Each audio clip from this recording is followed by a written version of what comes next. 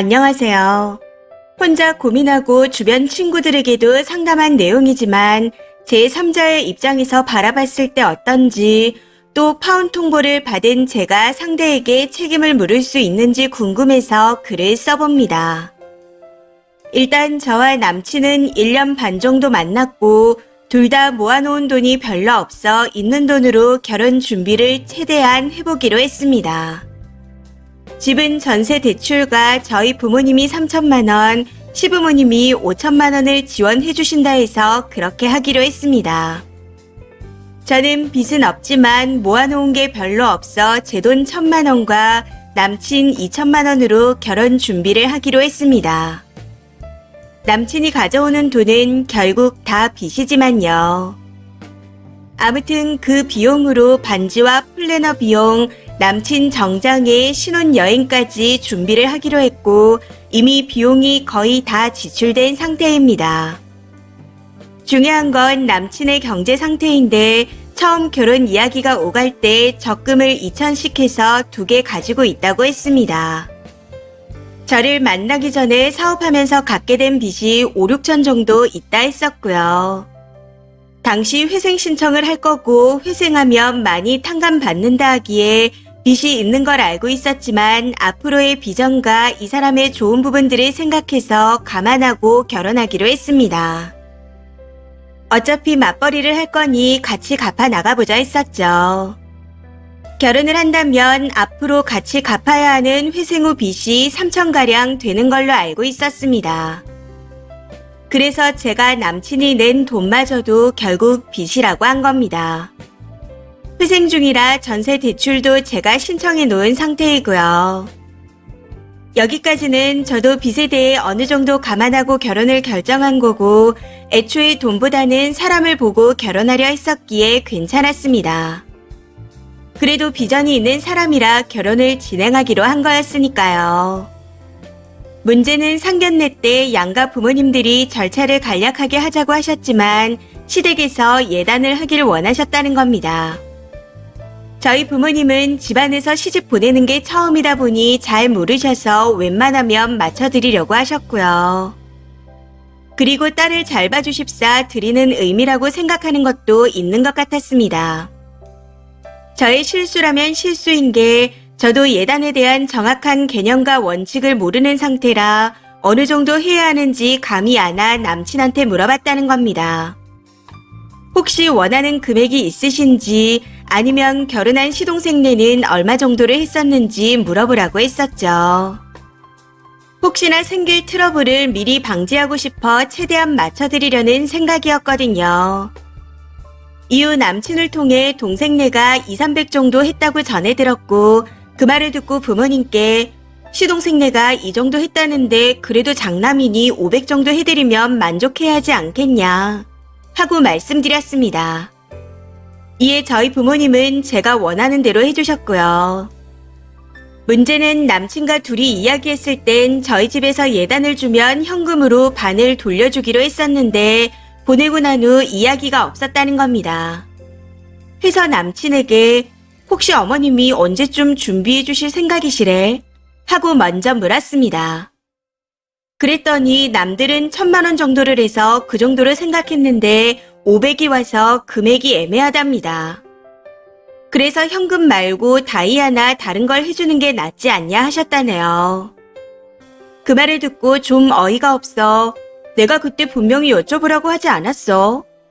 자기가 200~300 정도 얘기해서 나름 장남이라 조금 더 정성을 보탠 거잖아.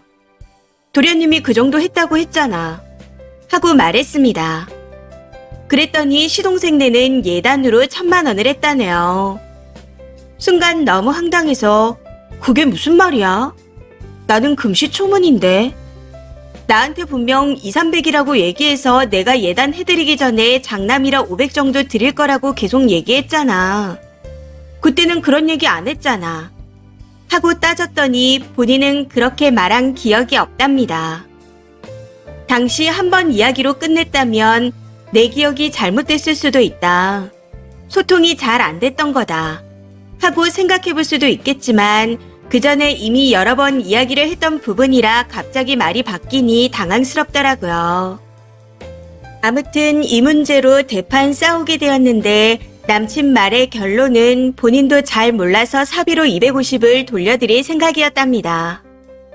아직 결혼 전이지만 이제 곧 살림도 합칠 예정이라 남친 돈이 내 돈, 내 돈이 남친 돈인데 그걸 그렇게 드린다는 건 말이 안 된다고 생각했습니다. 무튼 결론은 저희 집에서 예단을 2번, 3번 드릴 수 없으니 안 돌려줘도 된다. 그냥 쓰시라고 해라. 하고 말씀하셔서 그렇게 마무리가 됐습니다. 그런데 이후 예단에 대해 알아보니 보통은 집의 10%를 예단으로 드리고 집을 해오는 경우가 아니라면 보태주시는 돈의 10%를 하는 게 일반적이라고 하더라고요. 그 이후 돈으로 주거나 물건으로 주시는 건 시가 쪽에서 내키는 대로 하시라는 생각이었지만 5천을 보태주신 거면 원래 500을 드리는 게 맞는 거라는 생각이 들었습니다. 심지어 저희 부모님도 집값에 3천을 보태주시는 상황이었으니까요. 이미 남친 빚에 전세 대출까지 하면 전부 빚인데 이런 상황에서 남들 자랑용인 예단을 하는 것도 이해가 안 갔지만 그래도 원하시니 맞춰드린 거였습니다. 그런데 예단비가 부족해서 불만이라 하니 더더욱 기분이 나쁘더라고요.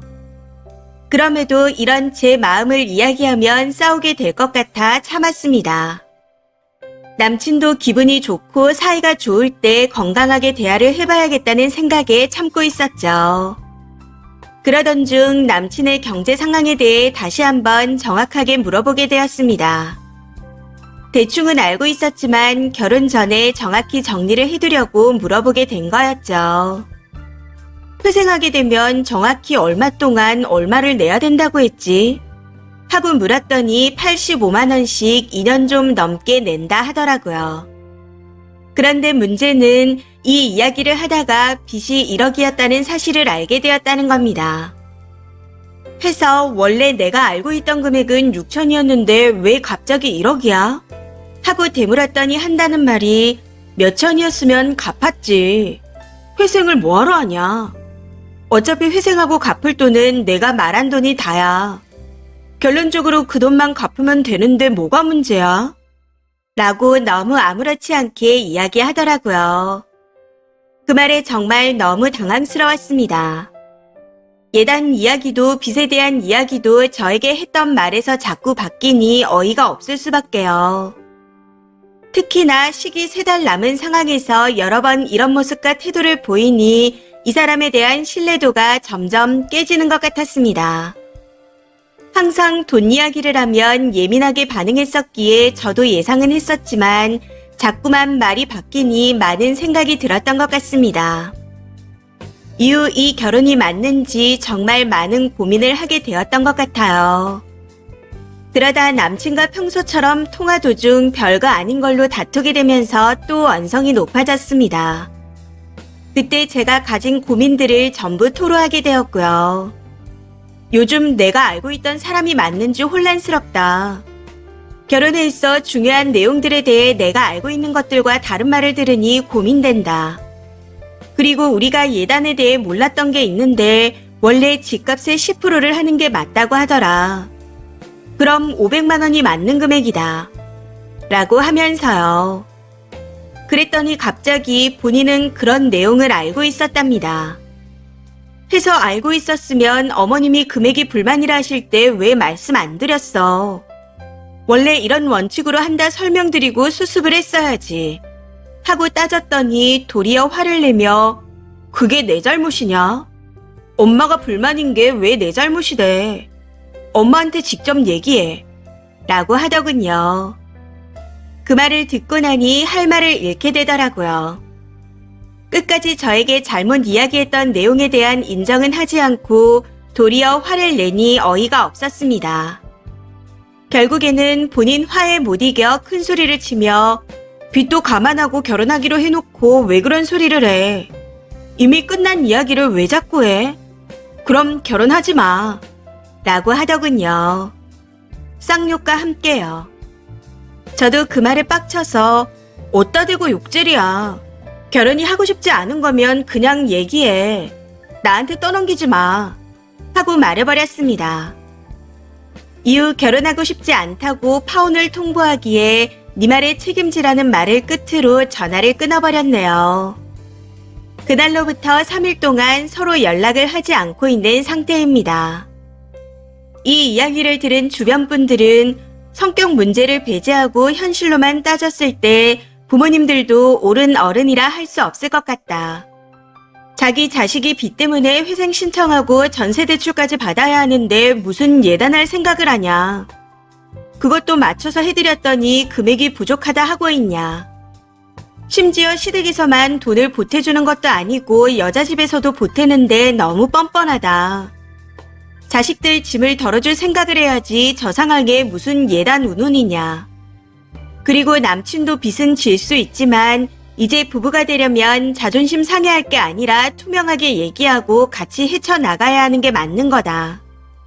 그런데 하는 행동들이 너무 미성숙하다 하는 반응이 많았습니다. 해서 최대한 객관적으로 생각해 보려고 글을 쓰게 되었네요. 이미 너무 많은 걸 진행해왔고 파혼하게 되면 금전적인 피해도 크기에 좋은 게 좋은 거라 생각하려 했습니다. 해서 허심탄회하게 솔직한 대화를 하고 잘 풀어보고 싶었는데 결과적으로는 개싸움만 하고 파혼을 통보받았습니다. 저도 이제는 결혼이고 뭐고 하고 싶은 생각이 싹 사라진 상태이고요. 시댁도 시댁이지만 남친에 대한 신뢰가 다 깨져버려 안 될 것 같습니다. 1억 빚이 있고 회생하고 있는 걸 부모님한테도 속이는 상황인 건가 싶기도 하고 시부모님이 저희 집에서 3천만 원 집에 보태는 걸 모르고 있는 건 아닌가라는 생각도 듭니다. 그게 아니라면 그냥 내 자식만 귀하고 뻔뻔하고 욕심이 많으신 거겠죠. 진실이 어떤 건지는 모르겠지만 파혼도 통보받은 마당이고 저도 이미 이 결혼은 아니라고 생각하고 있습니다. 그런데 아무리 생각해도 남친의 태도가 이해되지 않네요. 해서 무조건 파혼할 거지만 궁금해서 글을 써봅니다. 이런 시댁과 남친의 태도를 어떻게 생각하시나요? 그리고 금전적인 보상을 받을 수 있을까요? 현실적인 조언 부탁드립니다. 댓글입니다. 첫 번째. 주변 지인들이 다 맞는 말 해줬는데도 아직 갈팡질팡한가 봐요. 경제관념도 개판일 뿐더러 대처 방식도 어린애 수준인 남자입니다. 나한테 그러지 말고 네가 직접 우리 엄마한테 따지라니 무슨 초딩이에요? 님도 뭐가 문제인지 다 아는데 결혼에 미련을 못 버리는 걸 보니 그 남자한테 어지간히 빠져있나 보네요. 두 번째. 알아서 꺼져주겠다는데 고마운 줄 알고 얼른 발 빼세요. 이번 생 망하기 전에. 이건 욕할 게 아니라 고맙다고 절을 해야 하는 상황입니다. 세 번째. 간단히 하자고 하고는 예단을 요구할 때부터 걸렀어야 했는데 간단히면 예단 예물은 빼야죠. 그리고 예물 받고 예단이 들어가는 건데 예물은 얼마 받았나요? 저렇게 중간 역할 못하는 남편은 결혼의 최악입니다. 파혼 축하해요. 조상이 도왔네요. 네 번째. 저런 집안의 파혼을 통보받다니 쓰니가 얼마나 못난이인 거예요. 거의 신용불량 상태에 집도 못 얻어서 여자 친정에 도움받고 여자 이름으로 대출받는 남자한테 예단까지 해줘가며 시집 못 가서 억울해요. 쓰니 부모님은 무슨 망신이고 금전적 손해는 어쩔 거예요. 글만 봐도 아직 결혼하고 싶어 안달난 것 같은데 제발 정신 차리세요. 다섯 번째. 조상이 도왔네요. 돌려받을 거 깔끔하게 돌려받고 거들떠보지도 마세요. 내 동생이면 머리끄댕이를 잡아서라도 말릴 겁니다. 그래도 남자 쪽에서 먼저 끝내자 해줬으니 감사하다 하세요. 평생 돈에 쫓기듯 살 뻔했는데 회생기간에 결혼이라니요. 적금 2천 있다고 한 것도 거짓말 아니에요. 회생은 재산이 있으면 못한다고 알고 있는데 그리고 남의 돈 아깝게 여기지 않는 사람들 치고 경제관념 제대로 박힌 사람 못 봤습니다. 얻는 돈 가를 거 가르고 관두세요. 이번 사연은 여기까지입니다. 시청해주셔서 감사합니다.